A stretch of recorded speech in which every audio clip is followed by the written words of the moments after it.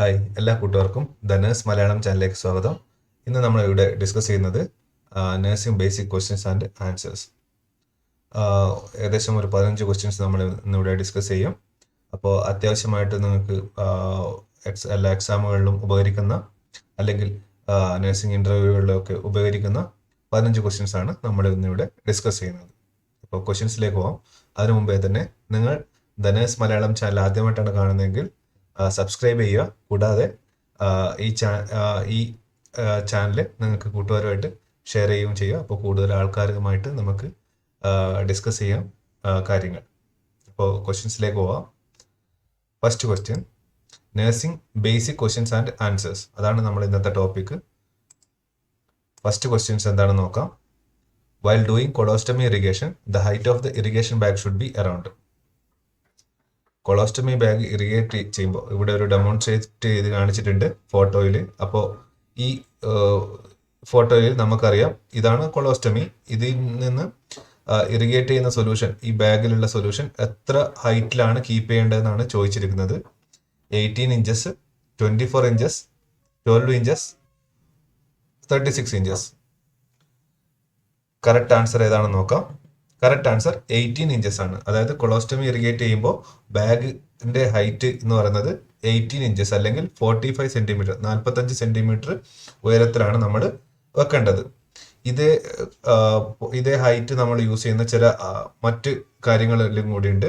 അതെന്താണെന്ന് പറഞ്ഞു കഴിഞ്ഞാൽ, നമ്മൾ IV ഫ്ലൂയിഡ് കൊടുക്കുമ്പോഴും നമ്മൾ IV കാനിലയിൽ നിന്ന് നമ്മുടെ IV ബോട്ടിലിന്റെ അല്ലെങ്കിൽ IV ബാഗിന്റെ ഹൈറ്റ് എന്ന് പറയുന്നത് ഈ സെയിം ഹൈറ്റ് തന്നെയാണ്, 18 ഇഞ്ചസ് അല്ലെങ്കിൽ 45 സെന്റിമീറ്റർ. അതുപോലെ തന്നെ നമ്മൾ അറിയാം, പിന്നെ നമ്മൾ ഈ കൊളോസ്റ്റമി എനിമ കൊടുക്കുമ്പോൾ എനിമ കാനിന്റെ ഹൈറ്റ്, അതായത് 500 ml എനിമ നമ്മൾ കൊടുക്കുമ്പോൾ നമുക്കറിയാം എനിമ കാൻ ഉപയോഗിച്ചിട്ടാണ് നമ്മൾ കൊടുക്കുന്നത്, അല്ലെങ്കിൽ ബാഗ് വെച്ചിട്ടാണ് നമ്മൾ കൊടുക്കുന്നത്. അപ്പോൾ ആ എനിമ കാൻ രക്തത്തിൽ നിന്ന് എത്ര ഹൈറ്റാണ് വെക്കേണ്ടതെന്ന് പറഞ്ഞു കഴിഞ്ഞാൽ ഇതേ ഹൈറ്റ് തന്നെയാണ് എനിമ കാൻ യൂസ് ചെയ്യുമ്പോഴും നമ്മൾ കീപ്പ് ചെയ്യേണ്ടത്, 18 ഇഞ്ചസ് അല്ലെങ്കിൽ 45 സെന്റിമീറ്റർ. അതുപോലെ തന്നെ ഇതേ ഉയരം ഉപയോഗിക്കുന്ന വേറെ ഏതെങ്കിലും പ്രൊസീജിയർ നിങ്ങൾക്ക് അറിയാമെങ്കിൽ ഷെയർ ചെയ്യുക, കമന്റ് ചെയ്യുക. അപ്പോൾ നമുക്ക് കൂടുതൽ ഇതിന്റെ ഇൻഫർമേഷൻ നമുക്ക് പാസ് ചെയ്യാൻ പറ്റും. അടുത്ത ക്വസ്റ്റ്യൻ നോക്കാം. രണ്ടാമത്തെ question, which one of the following procedure is use to correct otosclerosis? Myringoplasty, mastoidectomy, stapedectomy, myringotomy. Otosclerosis എന്ന് പറഞ്ഞു കഴിഞ്ഞാൽ ബോണ് ഹാർഡ് ചെയ്യുന്നതാണ്, അതായത് ചെവിയിലുള്ള ഓട്ടോ റിലേറ്റഡ് ടു ഇയർ ആണ്. സ്ക്ലിറോസിസ് മീൻസ് ഹാർഡനിങ് ആണ്, അല്ലെങ്കിൽ ന്യൂ ഗ്രോത്ത്. ആ കണ്ടീഷനാണ് ഓട്ടോസ്ക്ലിറോസിസ് എന്ന് പറയുന്നത്. അപ്പോൾ ഈ ഓട്ടോസ്ക്ലിറോസിസ് വന്നു കഴിഞ്ഞാൽ ഏത് സർജിക്കൽ പ്രൊസീജിയറാണ് യൂസ് ചെയ്യുന്നതെന്നാണ് ചോദിച്ചിരിക്കുന്നത്. കോമൺ ആയിട്ട് യൂസ് ചെയ്യുന്ന സർജിക്കൽ പ്രൊസീജിയർ. ഇവിടെ നമുക്ക് കറക്റ്റ് ആൻസർ എന്ന് പറയുന്നത് സ്റ്റെപ്പിഡക്ടമിയാണ്. സാധാരണയായിട്ട് സ്റ്റേപ്പിസ് ബോണിനാണ് ഈ നമ്മുടെ അബ്നോർമൽ ഗ്രോത്ത് അല്ലെങ്കിൽ ഹാർഡനിങ് സംഭവിക്കുന്നത്. അപ്പോൾ നമ്മൾ ഔട്ടർ ഇയർ എന്ന് വരുന്ന നമ്മുടെ സൗണ്ട് വേവ്സിനെ ഇന്നർ ഇയറിലേക്ക് കണ്ടക്ട് ചെയ്യുമെന്നാണ് ഈ മിഡിൽ ഇയറിലുള്ള ഇയർ ബോൺസ് അല്ലെങ്കിൽ ഇയർ ഓസിക്കിൾസിന്റെ ഫംഗ്ഷൻ. അപ്പോൾ ഈ സ്റ്റേപ്പീസിന് ഹാർഡൻ ചെയ്യുമ്പോൾ അല്ലെങ്കിൽ ബോൺ ഗ്രോത്ത് വരുമ്പോൾ ഈ കണ്ടക്ഷൻ ഒരു ബ്ലോക്ക് സംഭവിക്കും. അപ്പോൾ അതുകൊണ്ടാണ് സ്റ്റെപ്പിഡക്ടമി ചെയ്ത് നമ്മൾ സർജിക്കൽ കറക്ഷൻ ചെയ്യാൻ കാരണം. അടുത്ത question, the term pyrosis is related to. Pyrosis എന്ന് പറഞ്ഞ ടേം എന്തുമായിട്ട് ബന്ധപ്പെട്ട് ഇരിക്കുകയാണെന്നാണ് ചോദിച്ചിരിക്കുന്നത്. ഓപ്ഷൻസ് നോക്കാം. Heart burn, pus formation, dysphagia, dyspepsia.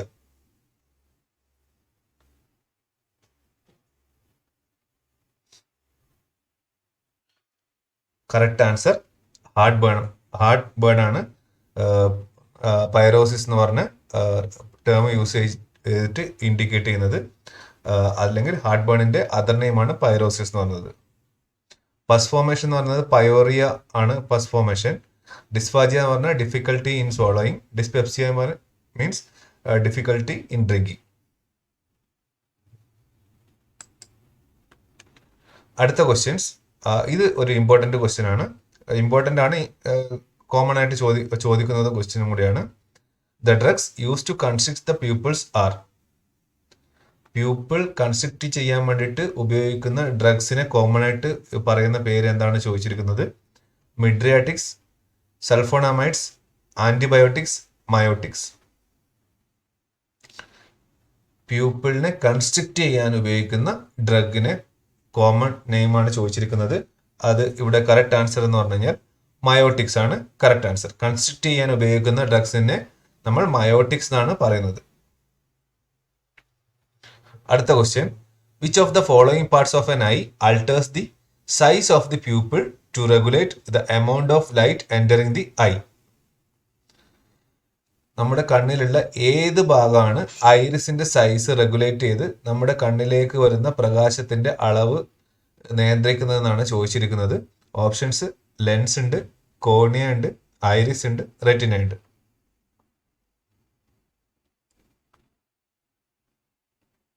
Correct answer എന്ന് പറഞ്ഞാൽ ഐറിസ് ആണ്. ഇതാണ് നമ്മുടെ കണ്ണിന്റെ ഒരു പിക്ചർ. അതിൽ ഈ നടുക്കുള്ള കറുത്ത കളറുള്ള ഭാഗമാണ് നമ്മുടെ പ്യൂപ്പിൾ എന്ന് പറയുന്നത്. ഈ പ്യൂപ്പിളിന്റെ അളവ്, അതായത് ഡയലേറ്റ് ചെയ്യാനും കൺസ്ട്രിക്ട് ചെയ്യാനും നമ്മളെ സഹായിക്കുന്നത് കണ്ണിന്റെ ഐറിസ് എന്ന് പറഞ്ഞ ഈ നീല കളറിലെ പാർട്സ് ആണ് സഹായിക്കുന്നത്.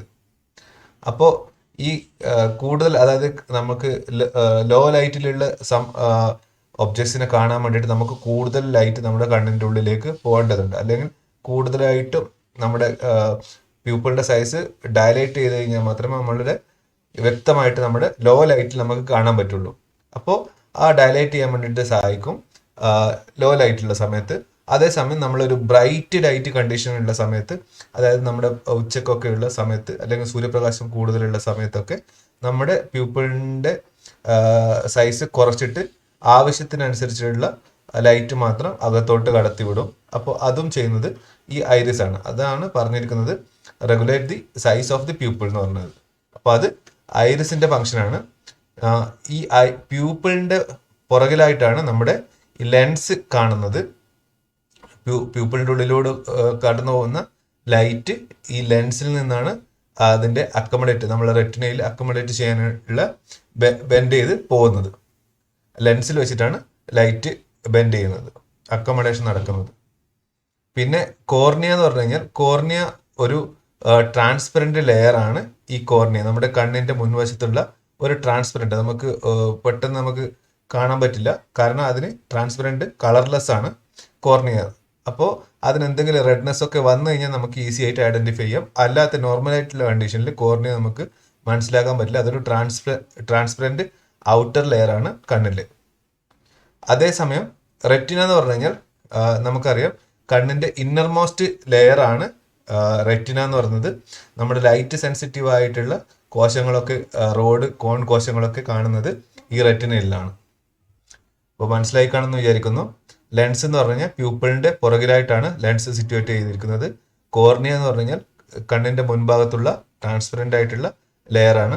അതേസമയം ഈ വെള്ള കളറിൽ കാണുന്ന ഭാഗത്തിന് നമ്മൾ എന്താണ് പറയുന്നത്? സ്ക്ലീറ എന്നാണ് പറയുന്നത്. ഈ സ്ക്ലീറനെയും കൂടെ കവർ ചെയ്തിട്ട് അതിന്റെ പുറമെയാണ് ഈ കോർണിയ ഉള്ളത്. കാരണം കോർണിയ കളർലെസ് ആയതുകൊണ്ട് തന്നെ അത് നമുക്ക് പെട്ടെന്ന് മനസ്സിലാക്കാൻ പറ്റില്ല. പക്ഷെ എന്തെങ്കിലും കാരണം കൊണ്ട് ഇൻഫെക്ഷൻ കൊണ്ടോ കോർണിയ റെഡ്നെസ് ഒക്കെ ആകുമ്പോഴാണ്, അല്ലെങ്കിൽ പെയിൽ ആകുമ്പോഴൊക്കെയാണ് നമുക്ക് ഈസി ആയിട്ട് കോർണിയനെ മനസ്സിലാക്കാൻ പറ്റുള്ളൂ. അല്ലെങ്കിൽ ട്രാൻസ്പെറന്റ് ആയതുകൊണ്ട് തന്നെ നമുക്ക് കോർണിയ ഔട്ടർ കവറിങ് നമുക്ക് പെട്ടെന്ന് തിരിച്ചറിയാൻ പറ്റില്ല.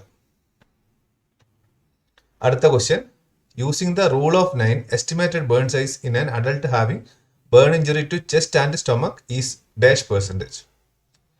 അതായത് റൂൾ ഓഫ് 9 ഉപയോഗിച്ചിട്ട് ഒരു അഡൾട്ട് ആൾക്ക് ചെസ്റ്റിലും സ്റ്റൊമക്കിലും ആയിട്ട് ബേൺ ഇഞ്ചുറി പറ്റിയിരിക്കുന്നു. അപ്പോൾ അത് റൂൾ ഓഫ് 9 പ്രകാരം എത്രയാണെന്നാണ് ചോദിച്ചിരിക്കുന്നത്. 18 ആണോ, 27 ആണോ, 36 ആണോ, അല്ലെങ്കിൽ 9% ആണോ? ചെസ്റ്റ്, ആന്റീരിയർ ചെസ്റ്റ്, പിന്നെ കൂടാതെ സ്റ്റൊമക്ക്, അബ്ഡോമൻ പാർട്ട്. അപ്പോൾ ആന്റീരിയർ ചെസ്റ്റും അബ്ഡോമൻ പാർട്ടും ഇൻവോൾവ് ചെയ്തിട്ടുണ്ടെങ്കിൽ അത് 18% ആണ് നമ്മൾ റൂൾ ഓഫ് 9 പ്രകാരം ബോഡി സർഫേസ് ബേൺ ഏരിയ പറയുന്നത്.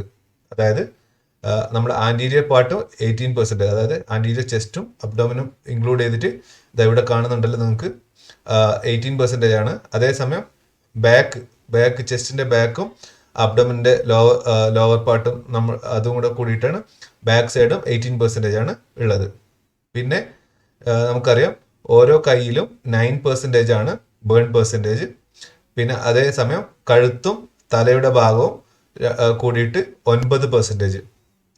അതിനെ വേണമെങ്കിൽ ഡിവൈഡ് ചെയ്യാം. ആൻറ്റീരിയർ പാർട്ട് 4.5%, പോസ്റ്റീരിയർ പാർട്ട് 4.5% എന്ന് നമുക്ക് ഡിവൈഡ് ചെയ്യാം. പക്ഷേ കഴുത്തും തലയും കൂടെ കൂടിയിട്ട് 9% ടോട്ടൽ. അതേസമയം ഒരു കാലിൻ്റെ മുൻഭാഗം അത് 9% ആണ്. മറ്റേ കാലിൻ്റെ മുൻഭാഗവും 9% ആണ്. പുറകുവശവും അതേപോലെ തന്നെ 9. ഒരു കാലിൽ തന്നെ 18% ആണ് വരുന്നത്. അപ്പോൾ രണ്ട് കാലിലും കൂടെ കൂടിയിട്ട് 36% വരും. പിന്നെ ബാക്കിയുള്ള 1% നമ്മുടെ പെരിനിൽ റീജിയൻ ആണ് 1% വരുന്നത്.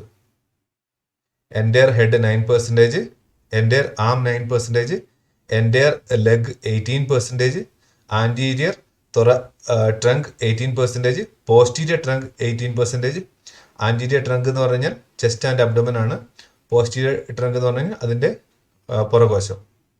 പിന്നെ ജെനിറ്റേലിയ 1%, ടോട്ടൽ 100%. അങ്ങനെയാണ് റൂൾ ഓഫ് 9 അഡൾട്ടിൽ കാൽക്കുലേറ്റ് ചെയ്യുന്നത്. അടുത്ത question, which among the following is A colloid solution? 0.9% normal saline, dextran 0.45% normal saline, 25% dextrose.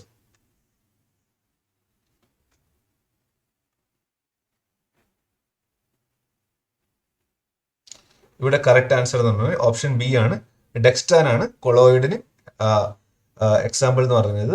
Colloid എന്ന് പറഞ്ഞു കഴിഞ്ഞാൽ ലാർജർ മോളിക്യൂൾസ് ഉള്ള സൊല്യൂഷൻ ആണ്. അതായത് നമ്മുടെ നഗ്നനേത്രങ്ങൾ കൊണ്ട് കാണാൻ പറ്റില്ലെങ്കിലും ബാക്കിയുള്ള സൊല്യൂഷൻസിനെ കമ്പയർ ചെയ്ത് അതിലെ മോളിക്യൂൾസ് ലാർജർ ആയിരിക്കും ഇൻ സൈസ്. അത് എന്തിനാണ് ഉപയോഗിക്കുന്നത് എന്ന് പറഞ്ഞാൽ പെട്ടെന്ന് നമുക്ക് പ്ലാസ്മ എക്സ്പാൻഡ് ചെയ്യാൻ വേണ്ടിയിട്ട് യൂസ് ചെയ്യാൻ വേണ്ടിയിട്ടാണ് കൊളോയിഡ് സൊല്യൂഷൻ യൂസ് ചെയ്യുന്നത്.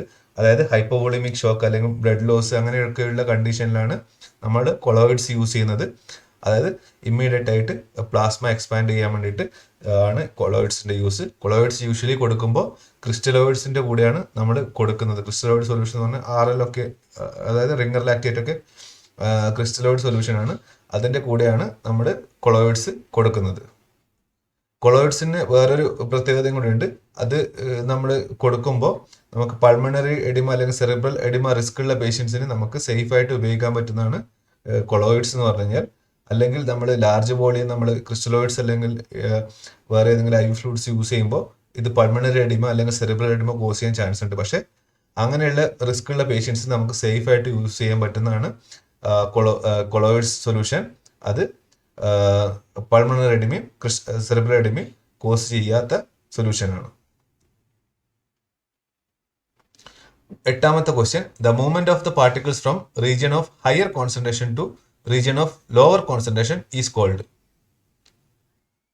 The movement of particles from region of higher concentration to region of lower concentration. Diffusion ആണോ, filtration ആണോ, osmosis ആണോ, hydrolysis ആണോ?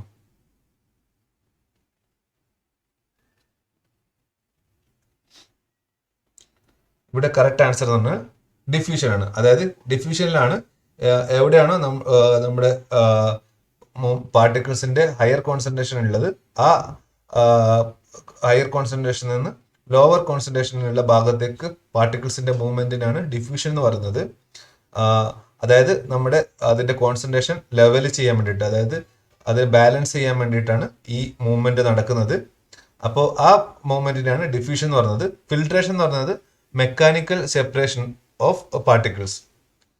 ഫിൽട്രേഷനിൽ എന്താ സംഭവിക്കുന്നത് എന്ന് പറഞ്ഞാൽ ലാർജർ മോളിക്യൂൾസിനെ ഫിസിക്കലി സെപ്പറേറ്റ് ചെയ്യാണ്, ഫിൽട്ടർ ചെയ്ത് എടുക്കുകയാണ് ഫിൽട്രേഷൻ എന്ന് പറയുന്നത്. ഓസ്മോസിസ് എന്ന് പറഞ്ഞു കഴിഞ്ഞാൽ ഓസ്മോസിസ് അതും ഒരു solvent movement of solvent fluids ആണ്. അത് ത്രൂ സെമി പെർമേബിൾ മെംബ്രെയിൻസ്. ഓസ്മോസിസിൽ നടക്കുന്നത് സോൾവെന്റ് പാർട്ടിക്കിൾസിന്റെ മൂവ്മെന്റ് ആണ്. അതായത് അത് സെമി പെർമേബിൾ മെംബ്രെയിനിലൂടെ നടക്കുമ്പോഴാണ് ഓസ്മോസിസ് എന്ന് പറയുന്നത്. ഹൈഡ്രോലൈസിസ് എന്ന് പറഞ്ഞു കഴിഞ്ഞാൽ അതൊരു കെമിക്കൽ റിയാക്ഷൻ ആണ്. നമ്മുടെ വാട്ടറും വേറെ ഏതെങ്കിലും കെമിക്കൽ റിയാക്ട് ചെയ്തിട്ട് വേറെ സിമ്പിൾ പ്രൊഡക്ട്സ് ആയിട്ട് മാറുന്ന റിയാക്ഷനാണ് ഹൈഡ്രോലൈസിസ് എന്ന് പറയുന്നത്. വാട്ടറും വേറെ ഏതെങ്കിലും കെമിക്കലുമായിട്ട് റിയാക്ഷൻ നടന്നിട്ട് അതിൻ്റെ തന്നെ സിമ്പിൾ ആയിട്ടുള്ള ഫോമിലേക്ക് മാറുന്ന പരിപാടിയാണ് ഹൈഡ്രോലൈസിസ് എന്ന് പറയുന്നത്. സിമ്പിളായിട്ട് എക്സ്പ്ലെയിൻ ചെയ്തതാണ്. പിന്നെ നമുക്ക് അടുത്ത ക്വസ്റ്റ്യൻസിലേക്ക് നോക്കാം. In acute pancreatitis, the level of which of the following enzymes remain elevated for 7 to 14 days? Urine amylase, serum amylase, serum alkaline phosphatase, serum lipase. മിക്കവാറും ഇതിൽ പറഞ്ഞിരിക്കുന്ന ഓപ്ഷൻസിലുള്ള സാധനങ്ങളൊക്കെ അക്യൂട്ട് പാങ്ക്രിയാറ്റൈറ്റിസ് എലിവേറ്റ് ചെയ്തിരിക്കും. പക്ഷെ ഏതാണ് 7 മുതൽ 14 ദിവസം വരെ എലിവേറ്റ് ചെയ്തിട്ട് തന്നെ ഇരിക്കാനുള്ള ചാൻസ് ഉള്ളതെന്നാണ് ചോദിച്ചിരിക്കുന്നത്. സാധാരണ ബാക്കിയുള്ള കാര്യങ്ങളൊക്കെ നമ്മുടെ ഇൻഫ്ലമേഷൻ അല്ലെങ്കിൽ ഇൻഫെക്ഷൻ റെഡ്യൂസ് ചെയ്യുമ്പോൾ സെറ്റിലാവും. പക്ഷേ ഇതിലുള്ള ഒരു എൻസൈം 7 മുതൽ 14 ദിവസം വരെ എലിവേറ്റ് ചെയ്തിട്ട് തന്നെ ഇരിക്കും. അത് ഏതെന്നാണ് ചോദിച്ചിരിക്കുന്നത്. കറക്റ്റ് ആൻസർ സീറം ലിപ്പേസ് ആണ്. 7 മുതൽ 14 ദിവസം വരെ അക്യൂട്ട് പാങ്ക്രിയാറ്റൈറ്റിസ് എലിവേറ്റ് ചെയ്ത് ഇരിക്കുന്ന എൻസൈം, പാങ്ക്രിയാറ്റിക് എൻസൈം. അതിൻ്റെ നോർമൽ വാല്യൂ എന്ന് പറഞ്ഞു കഴിഞ്ഞാൽ ഇൻ യങ്ങർ അഡൾട്ട്, അതായത് 60 വയസ്സിൽ താഴെയുള്ള അഡൾട്ട്സിലാണെങ്കിൽ പിന്നെ 10 മുതൽ 140 വരെയാണ് പിന്നെ യൂണിറ്റ്സ് പെർ ലിറ്റർ ആണ് സീറം ലിപ്പേസിൻ്റെ നോർമൽ ലെവൽ എന്ന് പറഞ്ഞു കഴിഞ്ഞാൽ. അതേസമയം നമ്മുടെ അക്യൂട്ട് പാങ്ക്രിയാറ്റൈറ്റിസിൽ നമ്മൾ നോക്കുന്ന വേറൊരു എൻസൈമാണ് സീറം അമൈലേസ് എന്ന് പറഞ്ഞു കഴിഞ്ഞാൽ. സീറം അമൈലേസിൻ്റെ normal level 30 to 110 units per litre ആണ്. അക്യൂട്ട് പാങ്ക്രിയാറ്റൈറ്റിസിൽ നമ്മൾ ചെക്ക് ചെയ്യുന്ന മെയിൻ 2 എൻസൈംസ് ആണ് സീറം അമൈലേസും സീറം ലിപ്പേസും. അതിൽ സീറം ലിപ്പേസ് അമൈലേസിൻ്റെ നോർമൽ വാല്യൂ 30 to 110 ആണ് units per litre. Serum lipase ആണെങ്കിൽ അതിൻ്റെ normal value 10 to 140 units per litre.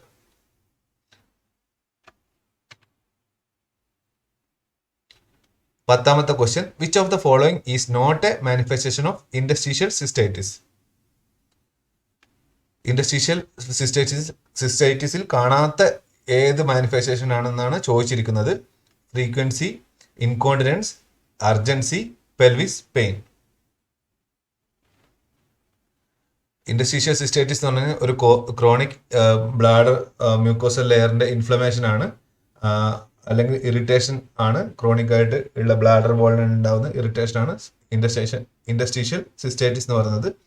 ഇൻഡസ്ട്രീഷ്യൽ സിസ്റ്റൈറ്റിസിൽ ടിപ്പിക്കലായിട്ട് ചില സിംറ്റംസ് ഉണ്ടാവാറുണ്ട്. അതിൽ പെടാത്ത സിംറ്റംസ് എന്ന് പറഞ്ഞു കഴിഞ്ഞാൽ ഇൻകോണ്ടിനൻസ് ആണ് ഇൻഡസ്ട്രീഷ്യൽ സിസ്റ്റൈറ്റിസിൽ കാണാത്ത ഒരു സിംറ്റം. ബാക്കിയുള്ള 3 സിംറ്റംസും ഇൻഡസ്ട്രീഷ്യൽ സിസ്റ്റൈറ്റിസിൽ കോമൺ ആയിട്ട്, അല്ലെങ്കിൽ അതിൻ്റെ ഒരു ട്രയാഡ് എന്ന് വേണമെങ്കിൽ പറയാം, കാണുന്ന സിംറ്റംസ് ആണ് frequency of urination, urgency, pelvis pain. ഇതൊക്കെയാണ് ഇൻഡസ്ട്രീഷ്യൽ സിസ്റ്റൈറ്റിസിന്റെ common symptoms. But incontinence of urine കാണാറില്ല. 11ാമത്തെ question, the disease that occurs due to the defect in the genes of one or other parent and is transmitted to the offspring is known as dash disease or disorder. ജീൻസിന്റെ ഉള്ള ഒന്നോ അതിലധികമോ ഉള്ള ജീൻസിലുള്ള തകരാറും, പാരൻസിന്റെ ജീൻസിലുള്ള തകരാറ് മൂലം അതിലെ കുട്ടികൾക്ക് വരുന്ന അസുഖത്തിന് പറയുന്ന പേരാണ് ചോദിച്ചിരിക്കുന്നത്. Congenital, organic, hereditary, allergic. അങ്ങനെയുള്ള കണ്ടീഷൻ നമ്മൾ പറയുന്നതാണ് hereditary disease or disorder. Hereditary disorder എന്ന് പറയുന്നത്, അതായത് ഏതെങ്കിലും പാരൻസിന്റെ ഏതെങ്കിലും ജീനിന് മൂലം ആ തകരാറ് കുട്ടികളിലേക്ക് വരുന്ന ഡിസീസ് കണ്ടീഷൻ അല്ലെങ്കിൽ ഡിസോർഡറിനെ നമ്മൾ കോമൺ ആയിട്ട് പറയുന്നത് ഹെറിഡിറ്ററി ഡിസീസ് അല്ലെങ്കിൽ ഹെറിഡിറ്ററി ഡിസോർഡർ. 12ാമത്തെ question, tonometry is the method of measuring pressure inside the lungs, pressure inside the ear, intra ocular pressure, blood pressure. Tonometry ഉപയോഗിച്ചിട്ട് എന്താണ് മെഷർ ചെയ്യുന്നതെന്നാണ് ചോദിച്ചിരിക്കുന്നത്. ഇവിടെ കറക്റ്റ് ആൻസർ എന്ന് പറഞ്ഞാൽ ഇൻട്രാ ഓക്കുലർ പ്രഷർ, IOP ആണ് tonometry use ചെയ്ത് measure ചെയ്യുന്നത്. Tonometry എന്ന് പറഞ്ഞു കഴിഞ്ഞാൽ നമ്മുടെ IOP മെഷർ ചെയ്തിട്ട് നമ്മൾ ഗ്ലോക്കോമ കണ്ടുപിടിക്കാൻ ഉപയോഗിക്കുന്ന ഒരു ടെസ്റ്റ് ആണ്. അതായത് ഗ്ലോക്കോമയിൽ IOP സാധാരണ കൂടുതലായിരിക്കും, 20 mmHg കൂടുതലായിരിക്കും ഇൻട്രാ ഓക്കുലർ പ്രഷർ. ആ കണ്ടീഷൻ നമ്മൾ പറയുന്നതാണ് ഗ്ലോക്കോമ, അല്ലെങ്കിൽ ഗ്ലോക്കോമയുടെ ട്രീറ്റ്മെന്റ് സമയത്ത് അതിന്റെ പ്രോഗ്രസ് നമ്മൾ അസസ് ചെയ്യാൻ വേണ്ടിയിട്ടും ഈ ടോണോമെട്രി ചെയ്തിട്ടാണ് നോക്കുന്നത്. അതായത് നമ്മൾ ഗ്ലൂക്കോമയിൽ കൊടുക്കുന്ന മെഡിസിൻസ് എഫക്റ്റീവ് ആണോ, അപ്പൊ അത് മെഡിസിൻ കൊടുത്തു കഴിഞ്ഞിട്ട് IOP ഇൻട്രാഓക്കുലർ പ്രഷർ അണ്ടർ കൺട്രോൾ ആണോ, ബിലോ 20 ആയിട്ട് കൺട്രോൾഡ് ആയിട്ട് ഇരിക്കുന്നുണ്ടോ എന്നൊക്കെ പ്രോഗ്രസ് ചെക്ക് ചെയ്യാനും നമ്മൾ ടോണോമെട്രിയാണ് യൂസ് ചെയ്യുന്നത്. അത് ടോണോമെട്രി യൂസ് ചെയ്യുന്ന മെഷീന്റെ പേരാണ് ടോണോമീറ്റർ. ഇതാണ് എക്സാമ്പിൾ, ടോണോമീറ്റർ. 13ാമത്തെ question, haemophilia is associated with chromosome 11, Y chromosome, X chromosome, chromosome 21. Correct answer എന്ന് പറഞ്ഞാൽ X chromosome. Haemophilia is associated with X chromosome. Haemophilia എന്ന് പറഞ്ഞത് തന്നെ, haemophilia is an X-linked recessive hereditary disorder that classically affects males due to the presence of only one X chromosomes in male. Females are usually carriers due to the presence of counterpart X chromosomes. But many times manifestations of hemophilia are seen in heterozygous carrier females. ഇതെന്താണെന്ന് ഞാൻ വിശദീകരിച്ചു തരാം. Haemophilia എന്ന് പറഞ്ഞു കഴിഞ്ഞാൽ X-linked recessive hereditary disorder ആണ്. X-linked, അതായത് നമ്മുടെ മെയിലും ഫീമെയിൽസിനും പാരൻസിൽ നിന്ന് നമുക്ക് എക്സ് ക്രോമസോം അല്ലെങ്കിൽ Y ക്രോമസോം ആണ് ഒരു പാരന്റിൽ നിന്ന് നമുക്ക് കിട്ടുന്നത്. എക്സ് എന്നുള്ള ക്രോമസോം കിട്ടുമ്പോൾ അത് ഫീമെയിൽ ക്രോമസോം, ഫീമെയിൽ സെക്സിന്റെ പാറ്റേൺ ആണ് എക്സ് എന്ന് പറയുന്നത്. XY പാറ്റേൺ ആണ് മെയിൽ ക്രോമസോം പാറ്റേൺ. അപ്പോൾ XY ക്രോമസോം മെയിൽസിന്റെ സെക്ഷൽ പാറ്റേൺ ആകുമ്പോൾ തന്നെ അതിൽ ഈ ഒരു എക്സ് ക്രോമസോം അഫക്റ്റഡ് ആയി കഴിഞ്ഞ് കഴിഞ്ഞാൽ ആ മെയിൽ എപ്പോഴും ഹീമോഫീലിയയുടെ സിംറ്റംസ് കാണിക്കാം. അതേസമയം എക്സ് ഒരു പാരന്റിൽ നിന്നും നമ്മൾ അഫക്റ്റഡ് ആയിട്ടുള്ള എക്സ് ക്രോമസോം കിട്ടുന്നു, മറ്റൊരു പാരന്റിൽ നിന്നും അഫക്റ്റഡ് അല്ലാത്ത എക്സ് ക്രോമസോം കിട്ടുന്നു. അപ്പോൾ ഒരു ഫീമെയിൽസിൽ കിട്ടുന്ന ഒരു അഫക്റ്റഡ് എക്സ് ക്രോമസോം ഉണ്ട്, ഒരു നോൺ അഫക്റ്റഡ് എക്സ് ക്രോമസോം ഉണ്ട്. അപ്പോൾ ആ ഒരു എക്സ് ക്രോമസോം ഉള്ളത്, അഫക്റ്റഡ് അല്ലാത്ത എക്സ് ക്രോമസോം ഉള്ളത് കൊണ്ട് തന്നെ ആ ഫീമെയിലിന് ഒരിക്കലും മാനിഫെസ്റ്റ് ചെയ്യാനുള്ള ചാൻസ് ഇല്ല. അതേസമയം ഈ ഫീമെയിൽ നിന്ന് കുട്ടികളിലേക്ക്, ഓസ്പ്രിങ്സിലേക്ക് ഇത് ക്യാരി ചെയ്ത് കൊടുക്കാനുള്ള കപ്പാസിറ്റി ഉണ്ട്. അതാണ് ഈ റിസസീവ് എന്ന് പറഞ്ഞു കഴിഞ്ഞാൽ. റിസസീവ് എന്ന് പറയുമ്പോൾ ഒരു എക്സ് ക്രോമസോം ഉണ്ടെങ്കിലും, അഫക്റ്റഡ് ആയിട്ടുള്ള എക്സ് ക്രോമസോം ഉണ്ടെങ്കിലും ആ ഫീമെയിൽസിന് ഒരിക്കലും സിംറ്റംസ് കാണിക്കണം എന്നില്ല. പക്ഷെ അതേസമയം ഹെട്രോസൈഗസ് ആയിട്ടുള്ള, അതായത് രണ്ട് പാരന്റിൽ നിന്നും കിട്ടുന്നത് അഫക്റ്റഡ് ആയിട്ടുള്ള എക്സ് ക്രോമസോം, ഒരു മെയിൽ പാരന്റിൽ നിന്നും അമ്മയിൽ നിന്നും കിട്ടുന്നതും ഹീമോഫീലിയ അഫക്റ്റഡ് ആയിട്ടുള്ള എക്സ് ക്രോമസോം കിട്ടുന്നു, അച്ഛനിൽ നിന്നും ഹീമോഫീലിയ അഫക്റ്റഡ് ആയിട്ടുള്ള എക്സ് ക്രോമസോം കിട്ടുന്നു. അപ്പോൾ ആ കണ്ടീഷനിൽ ആ ഫീമെയിൽസ് ഹീമോഫീലിയ മാനിഫെസ്റ്റ് ചെയ്യാൻ ഉള്ള ചാൻസ് ഉണ്ട്. അപ്പോൾ അതാണ് ഇവിടെ പറഞ്ഞിരിക്കുന്നത് X-linked recessive hereditary disorder എന്ന് പറയാം. അതേസമയം ഡോമിനന്റ് ആയിട്ട് ഉള്ള ഹെറിഡിറ്ററി ഡിസോർഡർ ആണെങ്കിൽ, ഇപ്പോൾ ഒരു എക്സ് ക്രോമസോം അഫക്റ്റഡ് ആയിട്ടുണ്ടെങ്കിൽ തന്നെ ഡോമിനന്റ് ആയിട്ടുള്ള ഡിസോർഡറിൽ ആ ഒരു എക്സ് ക്രോമസോം തന്നെ മതി സിംറ്റംസ് കാണിക്കാൻ വേണ്ടിയിട്ട്. പക്ഷേ ഹീമോഫീലിയ X-linked റിസസീവ് ഡിസോർഡർ ആണ്. അതുകൊണ്ട് തന്നെ രണ്ടെണ്ണം അഫക്റ്റ് ചെയ്താൽ മാത്രമേ, അല്ലെങ്കിൽ മെയിൽസിലുള്ള ആകെയുള്ള ഒരു എക്സ് ക്രോമസോം അഫക്റ്റ് ചെയ്താലും ഈ ഹീമോഫീലിയയുടെ സിംറ്റംസ് കാണിക്കാം. 14ാമത്തെ question, after a renal transplant the rejection that occurs within minutes is called. അതായത് കിഡ്നി ട്രാൻസ്പ്ലാന്റിന് ശേഷം പെട്ടെന്ന് തന്നെ റിജക്ഷൻ ഒക്കൂർ ചെയ്യുന്നുണ്ടെങ്കിൽ അത് ഏത് ടൈപ്പ് റിജക്ഷൻ ആണെന്നാണ് ചോദിച്ചിരിക്കുന്നത്. Hyper acute rejection, chronic rejection, sub acute rejection, അല്ലെങ്കിൽ അക്യൂട്ട് റിജക്ഷൻ.